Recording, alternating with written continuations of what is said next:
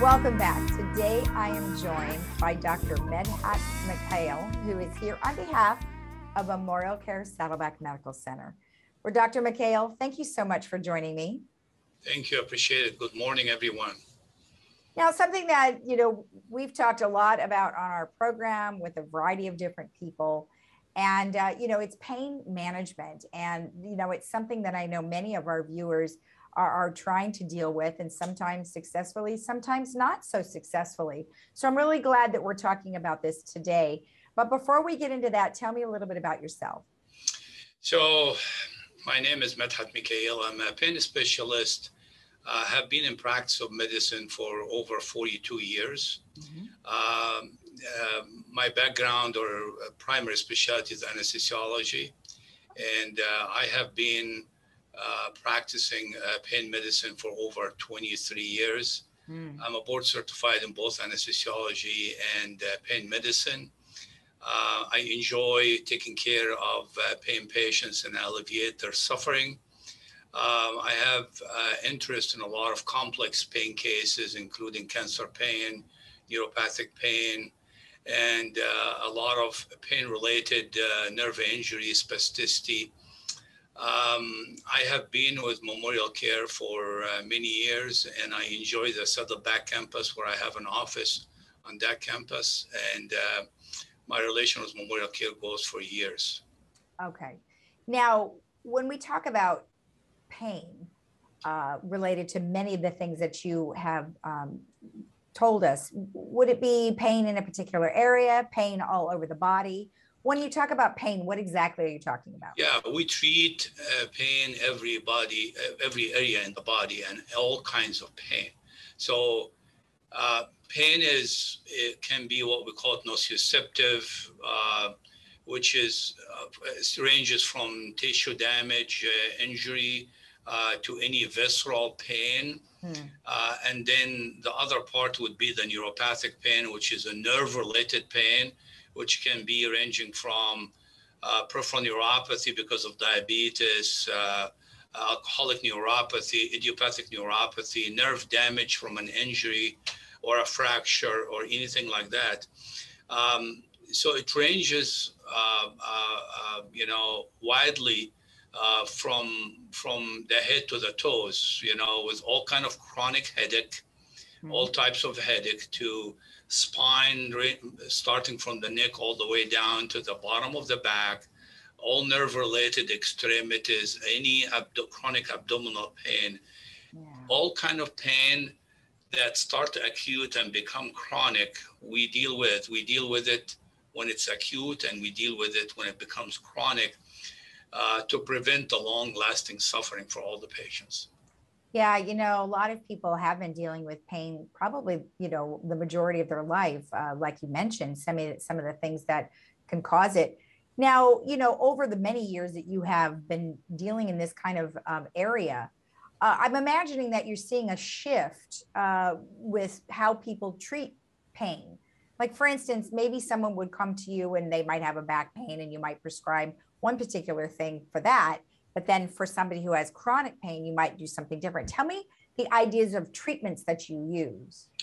Yeah, so that brings us into the point is, what's the difference between acute and chronic pain? Mm-hmm. When somebody is in acute pain, they always need some assistance to prevent this from progressing into a chronic pain, because untreated or undertreated acute pain can lead into the development of chronic pain, because it gets the central nervous system to become sensitized into the impulse or the insult that happened.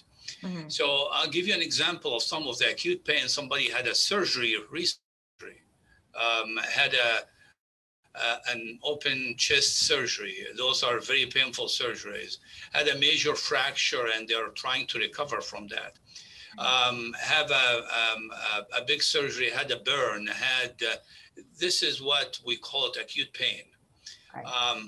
We tend to like to treat this adequately, because that, as long as it can treat it adequately and on time, will give the patient a big chance not to develop or advance into developing chronic pain. Whatever this can be in a form of a medications for nerve-related pain, medication for what we call it somatic pain or regular because of the cut that happened, because of the injury, because of the big surgery. We try to treat that, and sometimes we treat it with opioids, making sure we monitor the patient closely so they don't fall into a problem becoming dependent on this and continue for a long time being on it. Right. We're just trying to use this for a particular period of time until the healing occur. And it might be a nerve block as well. It might be infusion of local anesthetics into the spine to control the pain well in the hospital setting. So we prevent the development of that chronic pain. So there's a lot of tools that we use during that phase. If the patient happened to come to us late in the phase or in a chronic condition, there's a lot of tools also we use for that chronic condition. Okay. Part of it is the use of some pain medications. However, we prefer to avoid having patients on much opioids or depending mainly on those opioids, while we have array or a range of a lot of other interventions and neuromodulators and implantables that we can do, or minimally invasive things we can do to eliminate the need of opioids. Yeah. Because the longer you go on those opioids, you develop dependency. Whatever was sufficient a few months ago is not sufficient today. And a lot of people that had genetic predisposition with an alcoholic mother or father or brother, they tend to start slipping into that addiction problem. Right. And it becomes an issue that their brain is telling them that they have pain while they don't have pain, but they're afraid to get off these narcotics because every time they try to get off it, they develop withdrawals. So they feel like, I have pain, and they try to justify using these narcotics. Right. Now, I'm imagining that if someone was on a particular type of pain medication and they kept asking you for more, I'm assuming that this is the time that you would have a discussion with them to say, you know what, let's try this, or let's try something different, and lead them down a path of being able to monitor and help them get off those opioids, right? Yeah, that's exactly what happened every time we see a patient on a significant amount of opioids, and their primary care or their specialist does not feel the comfort anymore to continue on these medications. Yeah. This is why we always talk to our colleagues and say, send these patients to us early enough so we can have that conversation, and instead of going for a long road and it becomes very difficult to get them off these narcotics. Right. We discuss other options, we discuss safety, and I've always tell them, I apply to you what I would apply to myself. If I'm in your situation, I would not want to be on these, or any of my family member. I would not want to have them on all of this amount, because there's a risk. There's a risk you get weak at certain points, you get sick, you get dehydrated, you get flu, and these medications that you tolerated a couple of months ago, now all of a sudden you're not able to tolerate it, and you end up in overdose. And that is the risk, that you can lose your life over these medications. Some people take it lightly, but it's not. It's a very serious business. Yeah. And, in the wake of legalization of marijuana and CBD, it would seem that many people, they're frightened of that particular scenario that you just mentioned. So they go, well, I'm going to get off all the pain medication, I'm going to do this. Now, if a patient came to you and said that, how would you guide them? So if they are not taking any opioids or taking any benzodiazepines like Valium, Ativan, Xanax, I am not against if they felt that they used CBD and it alleviated their pain, and they are getting it from legal channels, not illegal channels, legal channels.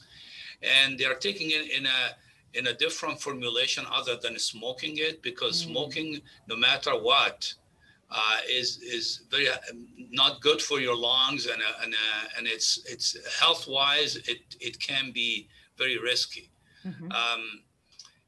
if that, because it's a controversial issues, and I see patients say the CBD helps me a lot, and I'm using limited amount, I'm not taking anything else. And I always tell them, if that is what it is, beside what I'm doing for you intervention wise, I'm fine with that. Just make sure it doesn't affect you mentally, like you feel like you got sleepy or feel like you're disoriented, and then you go behind the wheel and drive and hurt somebody else.